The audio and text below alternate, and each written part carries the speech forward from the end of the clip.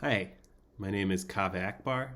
I am a poet and a writer and a teacher and a friend and a husband and a son. And this is the poem "People Are a Living Structure Like a Coral Reef." That's the name of the poem, and the poet who wrote this poem is named Heather Christle, Christle.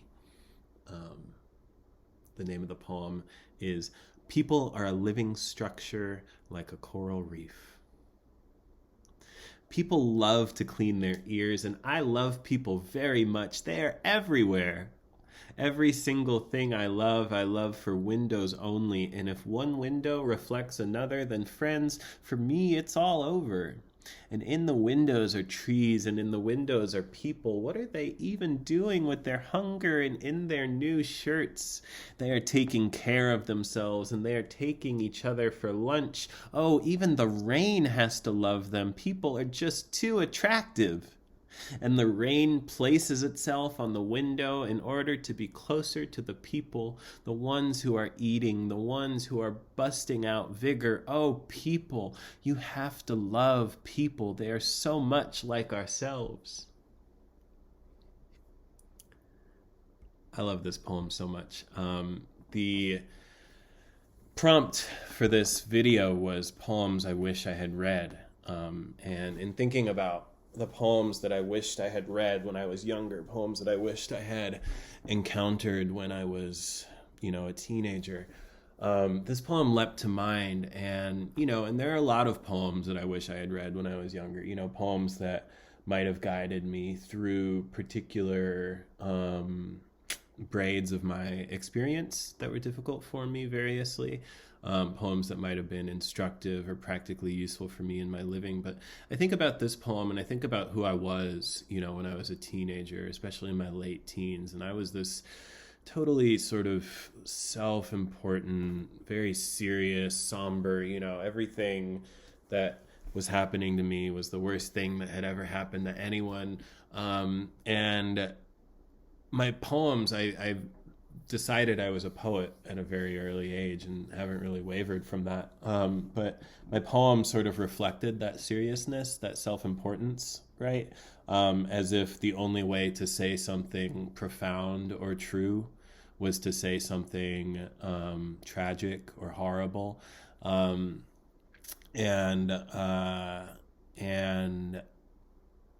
think that had my living been inflected by a relationship with this poem, I would have realized that it's possible to reach into real depths of experience and strangeness and sort of feeling othered and marginalized in myriad different ways without sort of flattening it to just the pain of that experience. There's this speaker in this poem that is sort of taking this anthropological interest in humans, as if the speaker is sort of not among them. And that was very consistent with my experience of my teens, for sure. And really my whole life has just been sort of being on the outside, looking in at the party, being like, isn't this delightful? Isn't it strange that we have to, put food in our mouths and chew it? And somehow that gets turned into food. And isn't it strange that we all sort of talk to each other and pretend we aren't going to die one day, and and we all fall in love, and all these things are profoundly strange, right? But we kind of don't talk about it. Maybe we don't even think about it. And this poem helps get at that. The Roman poet Horace said a poem should delight and instruct, dulce et utile. And I think that as a teen, and even now, I was and am often very, very fixated on galloping quickly into instruction and writing very important things, right? And I often find myself forgetting that the way that you get at someone, the way that you gain purchase to someone's interiority, the way that you sort of get someone to hear you is to delight them, right? With sound, with a new encounter with image. That doesn't mean like every poem has to be about rainbows and, little toes of babies or whatever. But But it does mean that I think that my poems often need to gain entrance to someone's consciousness through an unprecedented experience with language or through surprise. This poem, every word of it surprises me. You know, no one could be given, you know, the first 10 words or the first 15 words of this poem and then come up with the 11th word or the 16th word that the poet came up with.